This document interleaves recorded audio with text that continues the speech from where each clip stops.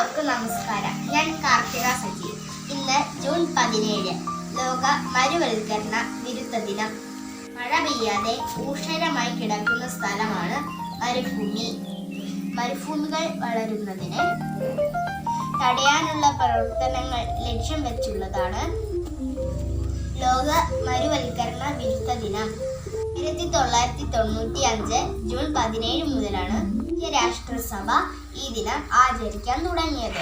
ഭൂമിയുടെ കരഭാഗത്തിന്റെ 1/3 വരണ്ട ജൈവ വ്യവസ്ഥയാണ് ഉള്ളത്.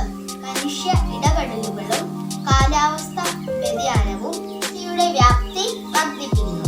തെറ്റായ ഭൂവിനിയോഗമാണ് ഇതിനുള്ള പ്രധാന കാരണം. ഇന്ന് ഐക്യരാഷ്ട്രസഭ വിശദീകരിക്കുന്നു. പ്രകൃതിയുടെ പച്ചപ്പ് നഷ്ടപ്പെടുമ്പോൾ വരണ്ട ഭൂമികൾ മരുഭൂമിയായി മാറുന്നു.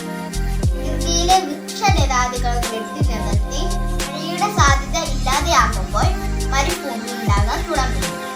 മരങ്ങൾ നട്ടുപിടിപ്പിച്ച് ഭൂമിയെ ഹരിതാപമാക്കാം. ഈ മരുവൽക്കരണ വിരുദ്ധ ദിനത്തിൽ നമുക്ക് പ്രതിജ്ഞ ചെയ്യാം. നന്ദി, നമസ്കാരം.